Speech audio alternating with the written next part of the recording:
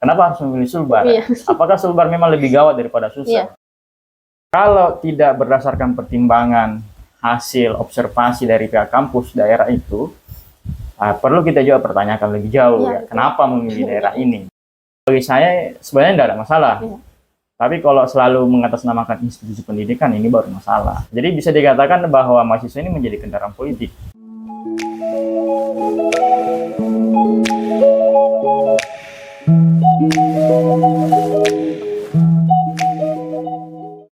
Baik, Assalamualaikum warahmatullahi wabarakatuh. Halo Sobat Mahasiswa, kembali lagi di podcast Berisik Tapi Berisi yang dilakukan oleh Himpunan Mahasiswa Teknologi Pendidikan Fakultas Ilmu Pendidikan Universitas Negeri Makassar. Nah, di episode kali ini kita akan membahas tentang mengulik tradisi KKN nih Kak. Terus sebagai pengantar, KKN itu biasanya kegiatan kuliah kerja nyata yang dilakukan pada semester 7. Nah, memasuki bulan Oktober ini, salah satu Universitas Negeri Makassar telah mengeluarkan lebih dari 1.000 mahasiswa keluar untuk kegiatan KKN ini. Nah, sebelumnya kita sudah ada teman diskusi, teman diskusi yang akan membahas tentang tradisi KKN ini. Halo Kak. Halo.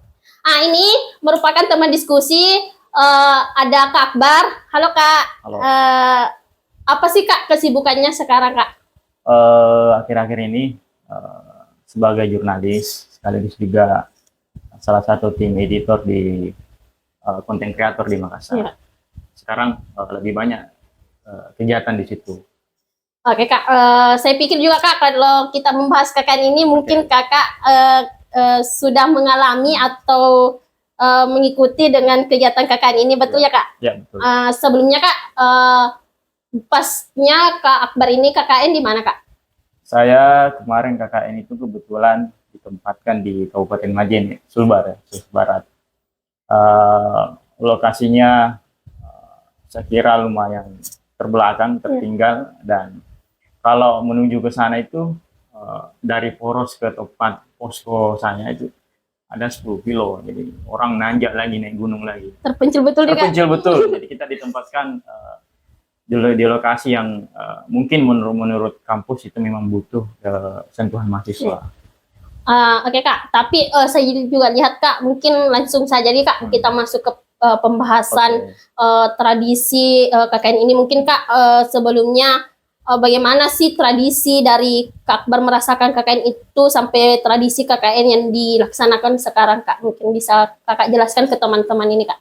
Ya, ini berdasarkan apa yang saya alami ya sebagai mahasiswa di UNM kemarin waktu momentum KKN. Satu hal yang saya kira penting untuk kita diskusikan, bahwa KKN ini kan merupakan salah satu wujud tridharma perguruan tinggi, dalam artian di aspek pengabdian masyarakat. Nah, karena tujuannya mulia, maka ini tentu sebagai mahasiswa dan siapapun yang bergelut di dunia akademis ini tentu akan kita dukung sepenuhnya. Nah, namun dalam proses perjalanannya kita harus juga penting untuk memberikan masukan-masukan, terutama masukan yang bersifat kritis, tapi membangun untuk teman-teman birokrasi misalnya. Nah, misalnya kita ambil contoh kasus saya kemarin KKN di Majene, Sulbar. Nah, satu catatan penting yang bagi saya perlu dikoreksi bahwa dalam proses penempatan lokasi KKN itu paling tidak perlu ada semacam pertimbangan. Kenapa kemudian kampus menempatkan mahasiswa di lokasi itu? Kenapa memilih A, kenapa memilih B, dan seterusnya. Nah, yang kita sekarang kurang ya bagi saya yang pernah merasakan itu, kita ditempatkan tanpa berdasarkan hasil observasi yang betul-betul real lapangan. Akhirnya karena tidak ada catatan-catatan pertimbangan dari kampus kenapa memilih daerah itu, kita bingung. Jadi mahasiswa bingung kenapa kita ditempatkan di sini. Iya betul. Kemudian apa sih masalahnya di sini, dan peran mahasiswa sebenarnya bisa masuk di bagian apa di tempat ini. Nah, karena tidak adanya data dari kampus tentang gambaran umum atau lebih bagusnya juga khusus tentang berbagai masalah yang dihadapi di daerah itu. Nah, sehingga ini juga akan mengurangi atau dalam tanda kutip program kerja yang kita usung kemudian tidak bisa maksimal. Apalagi kan KKN itu kan terbatas waktunya ya. 3 bulan ya. Maksimal 3 bulan. Paling lebihnya satu minggu 2 minggu. Nah, ini yang menjadi catatan khusus bagi saya. Nah, yang kedua adalah yang paling mendasar juga catatan pentingnya adalah kita misalnya di UNM, khususnya di kampus kita ini, kalau KKN kan ada proses mekanisme pembekalan. Iya, ada Kak. Jadi pembekalan itu yang kita pahami selama ini, Anda disuruh hadir dalam waktu tertentu. Kalau saya dulu bukan tatap muka, justru kita Zoom. Online ya Kak? Ya online, jadi kita tidak tahu apa sebenarnya ini isi pembekalan ini apa, karena yang disampaikan oleh pimpinan kampus saat itu waktu saya cuma menyampaikan sambutan. Ya. Kemudian ucapan selamat. Nah, saya tidak tahu selamat untuk pergi selamanya atau apa ini. Karena kan KKN itu kan juga penuh tantangan juga. Jadi pembekalannya hanya sekedar seremonial. Jadi Anda disapa, kemudian diucapkan selamat dengan harapan-harapan dan semuanya, tapi tidak ada pembekalan yang justru bisa menjadi bekal. Jadi kita sebenarnya kalau kita analogikan secara sederhana, kita hanya dikirim ya, ke medan perang itu tanpa ada alat, tanpa ada senjata. Kita dikirim ke tempat-tempat yang asing untuk kita, tanpa ada pembekalan. Jadi namanya saja pembekalan, tapi tidak ada isinya pembekalan. Jadi ya itu juga menjadi satu problem mendasar bagi saya di bagaimana KKN yang di kampus kita di UNM. Itu mungkin paling tidak yang saya pahami. Yang terakhir juga ini persoalan termasuk pembimbingnya. Iya Kak, DPL ya Kak. DPL ya. Ini kan banyak problemnya dan sementara kita sebagai mahasiswa terkadang juga agak malu atau takut ya untuk justru mengkritisi hal seperti itu. Itu mungkin yang terkait dengan itu. Oke Kak, dan ini Kak, kan beberapa kebelakangan ini mungkin Kak Akbar sendiri penempatannya itu di Sulawesi Barat ya Kak. Kenapa KKN itu mesti di penempatannya itu di Sulawesi Barat gitu Kak? Apakah ada muatan-muatan lainnya Kak, atau apa ada hal-hal yang lain Kak? Karena dilihat kebelakangan sampai Kak Akbar juga di Sulawesi Barat ya Kak penempatannya itu juga. Ya, saya kira sudah menjadi pengetahuan umum ya, bahwa tadi sebenarnya tidak ada masalah kalau semua mahasiswa ditempatkan di lokasi tertentu, misalnya di Sulbar ya. Asalkan punya catatan, punya rekomendasi bahwa ini memang butuh sentuhan mahasiswa. Tapi ya bisa juga dikatakan bahwa selain dalam tujuan pengabdian masyarakat, menerapkan tridharma perguruan tinggi melalui program KKN.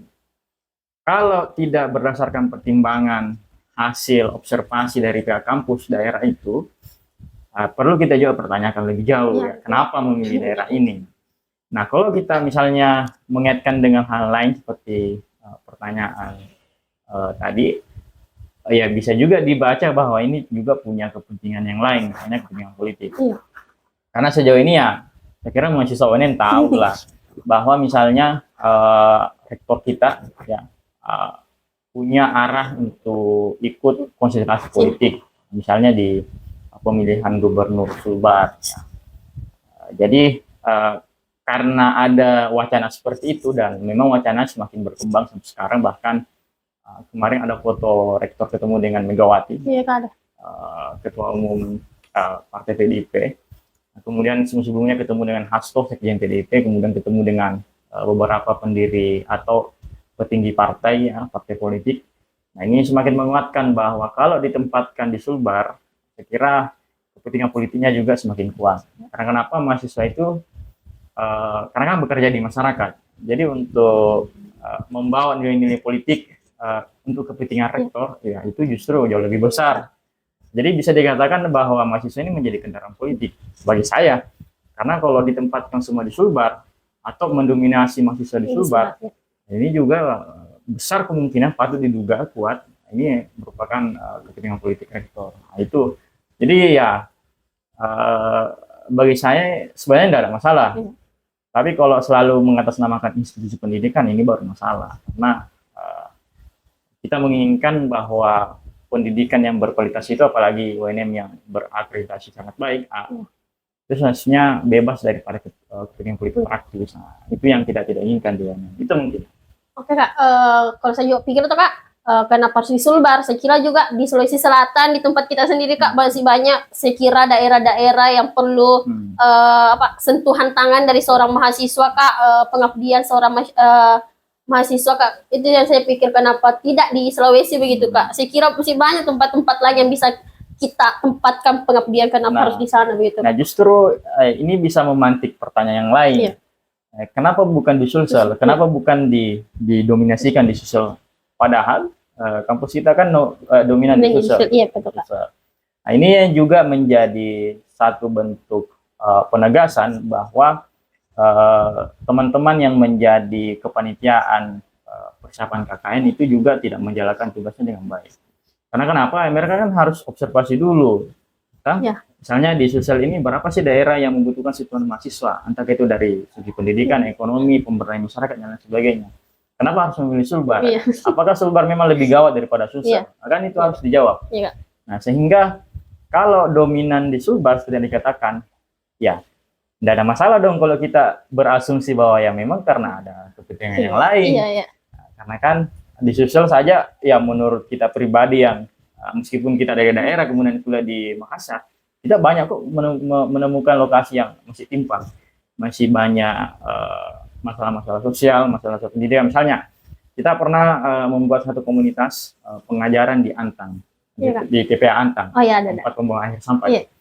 Di sana kan, justru paradigma anak-anak muda itu harus diubah di sana. Dan itu butuh sentuhan mahasiswa. Kenapa? Karena orang lebih memilih menjadi pemulung dibandingkan untuk melanjutkan pendidikan. Karena kenapa? Ya karena kebutuhan hidup.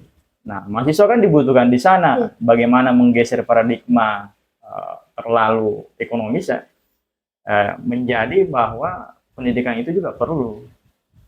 Nah, itu kan dibutuhkan. Ya, betul. Tapi kan sekarang ya, saya justru melihat tidak ada yang ditempatkan di sana. Jadi kita bingung juga sebenarnya. Masalah-masalah yang kita tahu di Makassar justru tidak tersentuh oleh mata dan perasaan dari rektorat. Nah, ini kan menjadi catatan juga bagi saya. Itu. Iya Kak. Kan saya kira juga kenapa Ki harus pergi jauh gitu Kak. Saya kira di tempat-tempat daerah kita, di sekitaran kita, apa ya Kak? Kalau menurut saya sih memang betul-betul butuh begitu Kak. Nah, terus Kak, tadi nih Kak, saya juga mendengar atau mengutip nih Kak dari perkataan Kak Akbar nih Kak, yang masalah dosen pembimbing lapangan itu Kak, kan dilihat Kak atau saya, karena saya kan salah satu belum pernah merasakan KKN Kak. Apakah memang DPL selama berjalannya KKN ini selama 3 bulan lebih, apakah memang ada pendampingan betul ini Kak, seorang DPL ini Kak selama ber-KKN begitu? Nah, sebenarnya sederhana. Kalau kita saja melihat namanya pendamping, harusnya ada di lokasi dong. Bukan ada di lokasi pada saat ada seminar program kerja atau penarikan atau pada saat mahasiswa ini diterima di tempat itu. Nah, yang kita lihat karena fungsi DPL adalah pendampingan, entah itu pendampingan pada saat datang, kemudian pada proses menjalankan program kerja, pada proses bersentuhan dan berkenalan dengan masyarakat, ataukah setelah itu kemudian teman-teman ditarik kemudian dari daerah kembali ke kampus, seharusnya DPL harus ada dong, namanya juga pendamping. Dan saya kira ini ada di salah satu peraturan yang ada di UNM. Saya lupa aturannya, yang jelas ada, tapi sekarang kita malas membaca itu. Nah, justru saya yakin dan percaya ya, karena waktu saya KKN kita tidak diberikan akses untuk membaca peraturan yang secara khusus, secara detail menjelaskan apa sih itu KKN. apa fungsi DPL, kemudian bagaimana cara merumuskan program kerja dan lain sebagainya. Ada itu, ada itu di aturan di UNM. Teman-teman nanti bisa buka. Hanya ya saya yakin dan percaya itu lagi, kita sebenarnya tidak mau mengakses itu dan memang tidak diberitahu tentang itu. Di pembekalan saya tidak ada anjuran untuk membaca itu. Nah, sehingga saya juga semakin yakin bahwa DPL juga sebenarnya gagal paham dengan tugasnya. Karena kenapa? Jangan sampai DPL yang tidak baca aturan itu. Nah, sehingga ketika mahasiswa dikirim KKN justru mereka tidak ada. Jadi, antara hidup dan mati, antara ada dan tiada. Jadi kalau ada di program kerja baru datang. Setelah itu menghilang. Gitu. Nah, sebenarnya di satu sisi saya pernah mendengar pesan rektornya mengatakan bahwa DPL itu harus mendampingi mahasiswa, tapi di lapangan kan siapa yang bisa kontrol kehadiran DPL? Ya, kan? Justru kita disuruh bekerja banting tulang di KKN tanpa pendampingan. Nah, ini kan bahaya. Kalau Anda disuruh perang terus tidak ada yang mendampingi, wah ini bahaya ini. Apalagi kalau misalnya ada masalah misalnya ada yang sementara melakukan program kerja kemudian mengalami musibah, terus siapa yang bisa membantu untuk menyelesaikan itu? Masa kita para mahasiswa? Iya, betul. Kan ini kan masalah. Nah, sehingga DPL ini yang kita harapkan sebenarnya adalah betul-betul menjalankan tugas sebagai DPL sebagai pendamping. Ya. Jangan sekedar di waktu-waktu tertentu. Nah, lebih mirisnya terkadang kalau saya alami dulu, kita justru ditekan untuk bekerja semaksimal mungkin tanpa pendampingan. Ini kan bagi saya keliru. Itu mungkin. Jadi PR kita adalah bukan hanya terus mendorong supaya mahasiswa bisa bikin proker yang keren, ya, yang berkualitas, tapi sejauh mana sih DPL itu mendampingi. Jadi saya bisa mengambil kesimpulan bahwa semakin bagus proker itu, semakin berdaya program mahasiswa itu, semakin berpengaruh dan kepada masyarakat itu tergantung dengan kualitas DPL-nya. Jadi DPL-nya bagus, pasti prokernya bagus. Tapi kalau semuanya diserahkan ke mahasiswa, kita juga ini Pak serba kekurangan. Iya, betul. Ya? Apalagi kita dalam kondisi sebagai para mahasiswa. Itu catatannya. Nah, jadi Kak, ada 3 poin penting nih Kak yang saya tangkap nih. Pembekalan yang hanya bukan sebatas seremoni, maksudnya pembekalan yang betul-betul pembekalan Kak. Maksudnya masa kita bawa satu bekal selama 30 hari lebih kan, maksudnya tidak bisa begitu. Ya. Tidak dikasih bekal itu. Oh. Nah, oke Kak. Mungkin terakhir nih Kak, dari saya sempat membaca nih Kak dari tulisan Kakbar tentang KKN ini. Sebenarnya Kak, itu yang saya mengganjal di saya itu Kak, yang masa KKN Kak. Kan ada di tulisan Kakbar ini Kak, tentang masa KKN yang hanya 3 bulan gitu.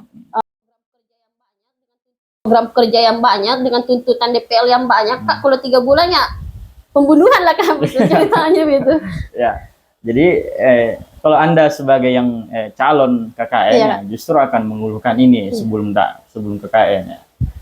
Dan saya justru berharap teman-teman yang mendorong kegiatan-kegiatan podcast seperti ini bisa setelah ini bisa menyuarakan ini ya, bahwa kita perlu melakukan semacam reformasi sistem KKN kita, sistem kuliah kerja nyata kita di masyarakat. Karena kenapa? Satu yang kita pertaruhkan sebenarnya adalah eksistensi dan nama baik UNM. Jadi kalau program kerja hanya sekedar bikin pembatas desa, kemudian chat kemudian masuk mengajar, itu kan bisa dilakukan mereka. Jadi kita harus merumuskan program kerja yang justru tidak bisa dikerjakan oleh orang tua kita di desa tuh. Nah, di sanalah baru kita betul-betul berarti, kehadiran kita berarti ya, jangan sampai jadi beban ya. Nah, tapi tentu dalam perumusan program kerja itu kita harus mempertimbangkan biaya dan lain sebagainya, kemampuan kita. Nah, dalam program kerja itu biasanya kita terlalu banyak merumuskan, dan bahkan kalau ada program yang sekelas PPL, wah itu justru ditekankan harus memperbaiki sekolah. Jadi saya dulu pernah satu posko ya, karena saya ambil KKN reguler, dia PPL tuh. Yang PPL ini menderita.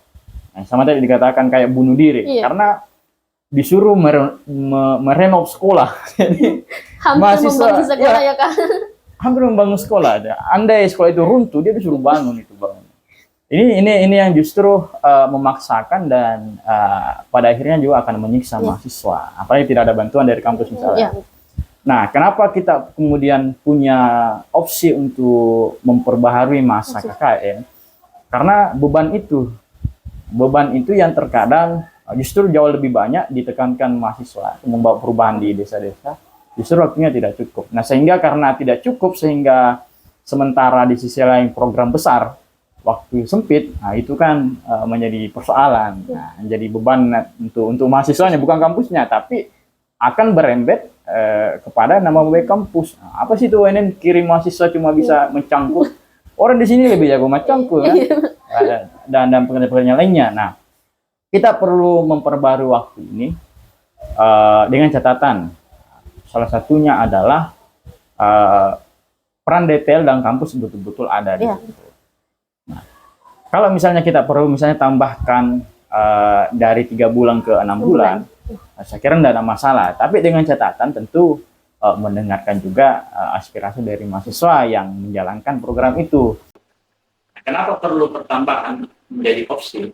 Karena kita merasa kalau programnya mau betul-betul dirasakan, ya, atau paling tidak kehadiran kita memiliki arti berkesan di sana, ya harusnya teman-teman itu lama di sana.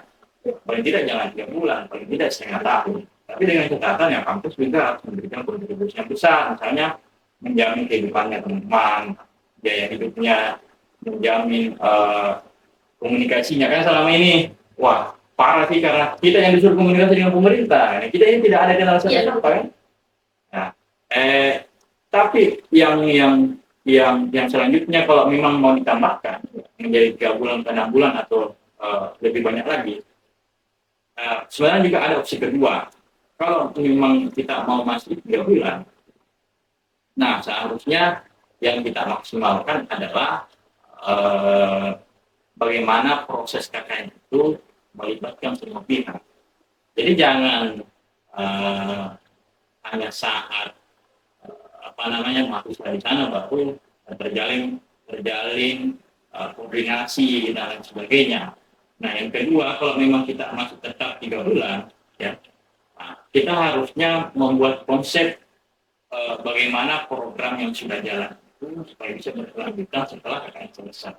Ini yang saya singgung di tulisan itu, yang saya salah kemarin tulis di salah satu lembaga pers yang bisa di bahasa yang namanya Stiker Pers.